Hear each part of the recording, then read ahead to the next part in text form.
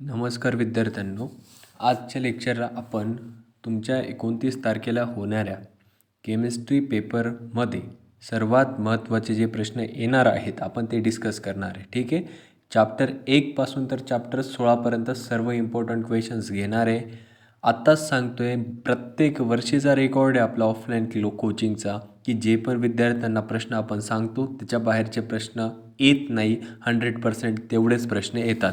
त्याच्यामुळे सर्वांनी पेन पुस्तक वही घेऊन बसायचे. 1 पासून 16 प्रत्येक चॅप्टरचे महत्त्वाचे प्रश्न सांगितले जातील. ठीक आहे. आता आपण स्टार्ट करू विदाऊट वेस्टिंग एनी टाईम. आता इम्पॉर्टंट क्वेश्चन जी शीट आहे ती तुम्हाला मी प्रोव्हाइड तर करणारच आहे, पण महत्त्वाची गोष्ट अशी आहे की आपण येणाऱ्या दिवसांमध्ये म्हणजेच उद्याच्या दिवशी 28 तारखेला आपण सर्व वन शॉट MCQ घेणार आहे, वन शॉट डिस्टिंग्विशिंग घेणार आहे, वन शॉट डेरिवेशन आणि one shot chemical reaction already uploaded आहे. आणि हे जे इम्पॉर्टंट क्वेश्चन्स आहे त्यांचे जे सोल्युशन शीट आहे ती देखील तुम्हाला प्रोव्हाइड केली जाणार आपल्या टेलिग्राम चॅनलवर. त्याच्यामुळे सर्वांनी व्यवस्थित लेक्चर अटेंड करायचे आहे. ठीक आहे. आता आपण स्टार्ट करू. सर, महत्त्वाचे प्रश्न आपण 1 पासून तर 16 जाऊ. पहिला चॅप्टर जो आहे तो आहे आपला सॉलिड स्टेट.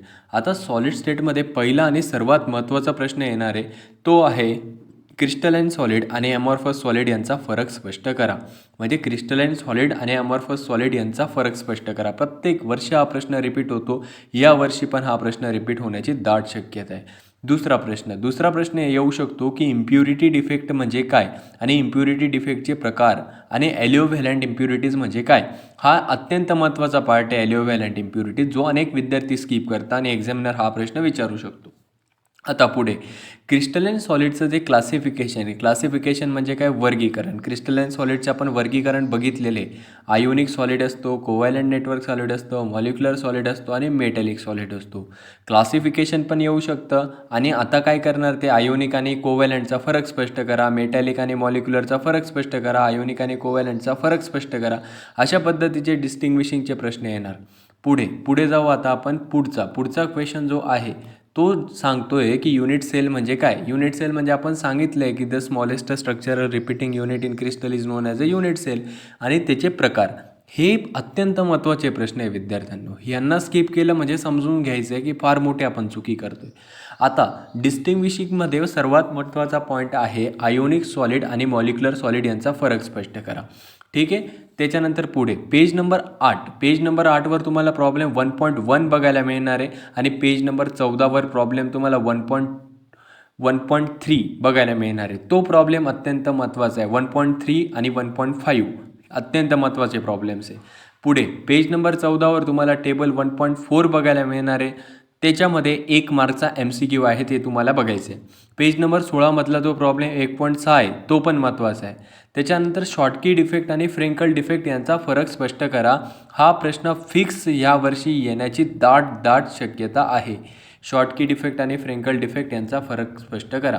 बँड गॅप म्हणजे काय. बँड गॅप म्हणजे आपल्याला माहिती आहे कंडक्शन बँड आणि व्हॅलेन्स बँड यांच्यामधला गॅप जो असतो त्याला आपण बँड गॅप म्हणतो. कंडक्टर, इन्सुलेटर आणि सेमीकंडक्टर यांचा फरक स्पष्ट करा. हा प्रश्न पण येणार. डायमॅग्नेटिक, पॅरामॅग्नेटिक, फेरोमॅग्नेटिक यांचा फरक स्पष्ट करा. N टाईप, P टाईप सेमीकंडक्टरचा फरक स्पष्ट करा येणार आहे.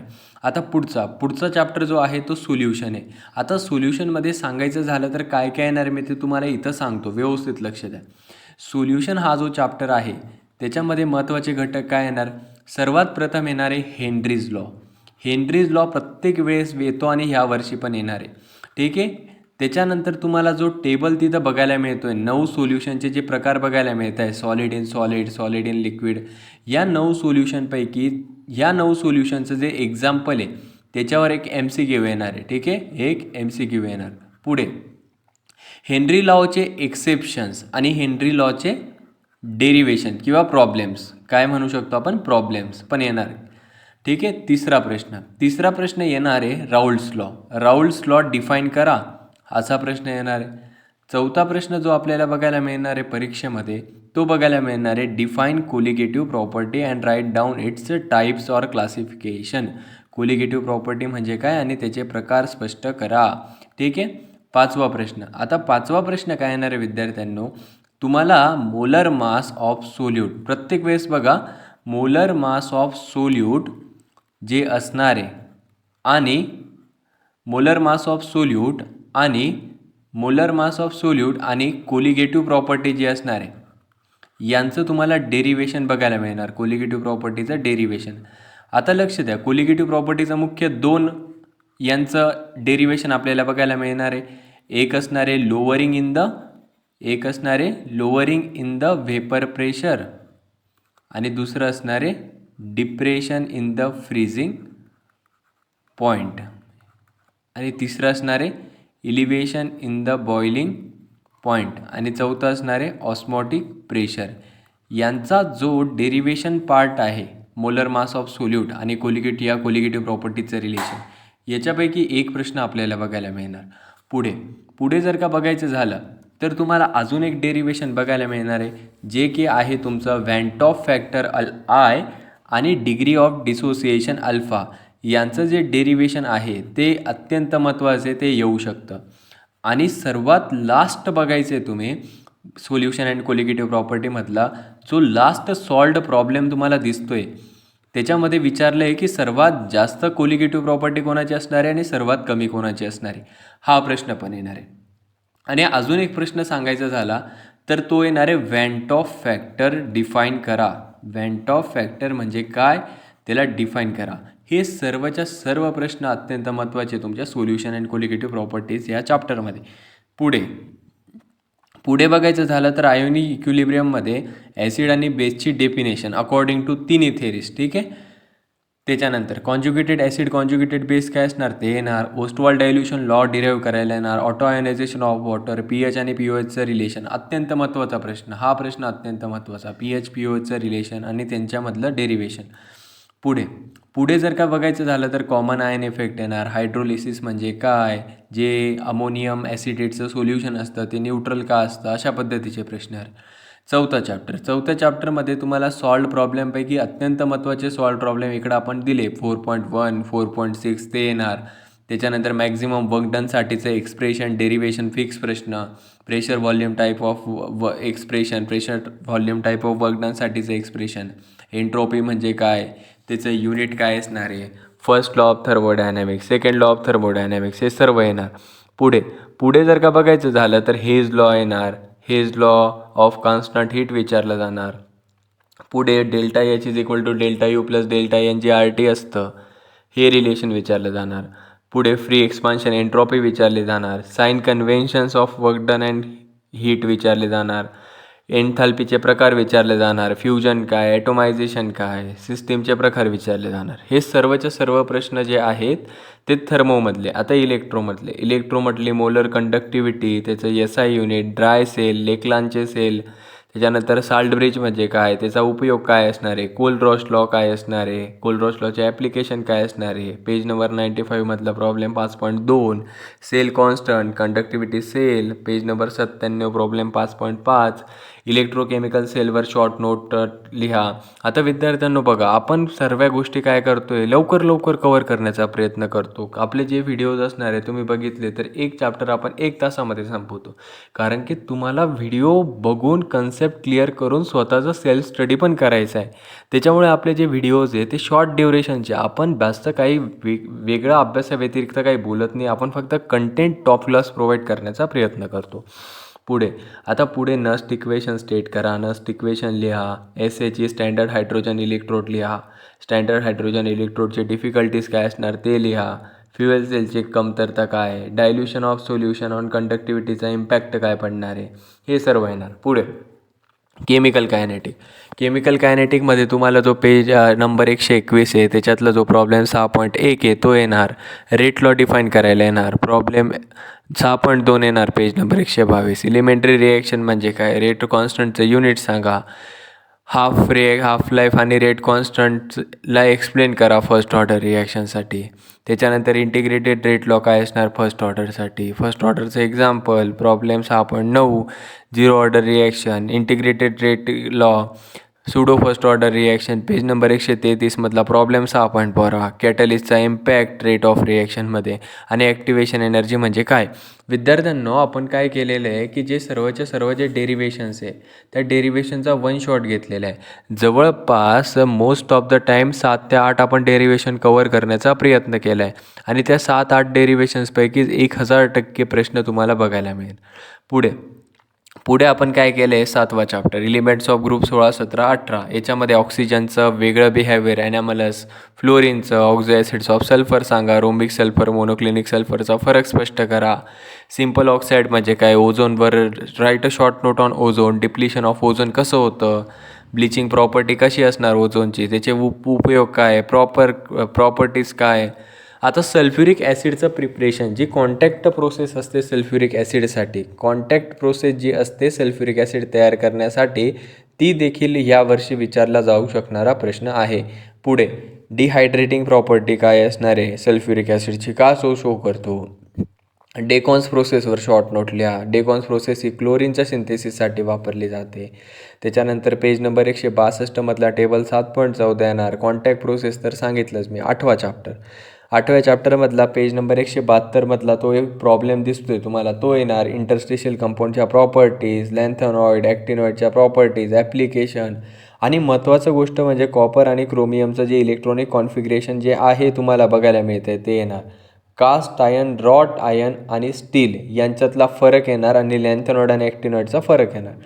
चॅप्टर 9 कोऑर्डिनेशन कंपाऊंड्स, याच्यामध्ये लिगँड काय असणार, लिगँडचे प्रकार काय असणार, कोऑर्डिनेशन नंबर म्हणजे काय, वर्नर थेरीचे postulates, page number 194 problem 9.1. IUPAC nomenclature येणार कोऑर्डिनेशन कंपाऊंडचं. 196 टेबल 9.3 करून जा.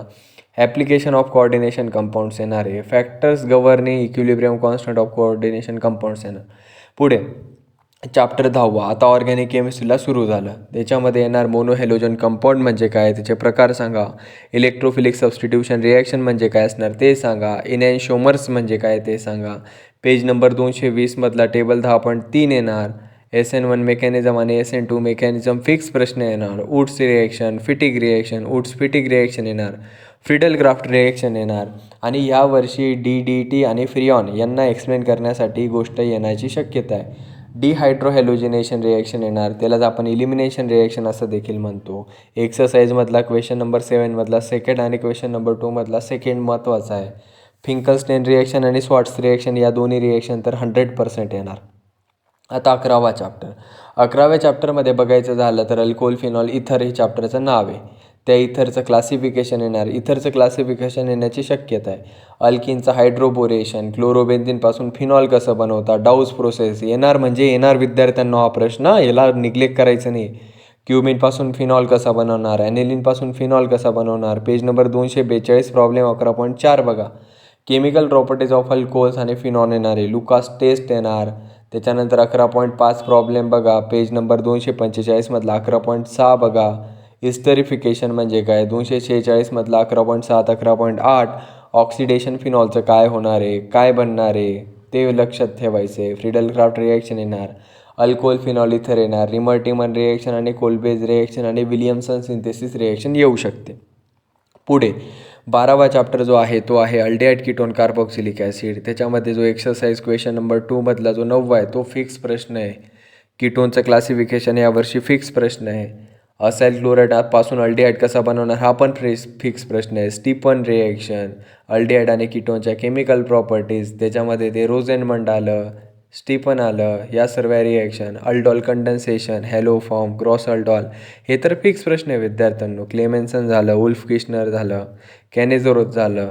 हे एक्सरसाइजमधले तुम्हाला सर्व जे तिथं इम्पॉर्टंट दिसत आहे तेवढे करून जायचं आहे. आणि महत्त्वाची गोष्ट म्हणजे जे रोझेनमंड रिडक्शन रिॲक्शन आहे, विलियमसन आहे, त्याच्यानंतर ज्या सर्व सायंटिस्टच्या नाव असणाऱ्या रिॲक्शन्स आहेत, नेमिंग रिॲक्शन्स आहेत, ते तर प्रत्येक वर्षी प्रश्न विचारला जातो. आता पुढे चॅप्टर नंबर 13 अमाइन्स आलं. अमाइन्सला कसं बनवणार आपण, त्याला प्रिपेअर कसं करणार आहे.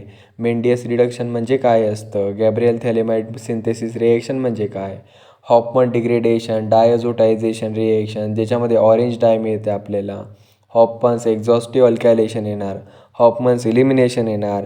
कार्बिलामाइन रिॲक्शन CETला प्रत्येक वर्षी विचारला जाणारा प्रश्न आहे. तो बोर्डाला देखील विचारला जाऊ शकतो.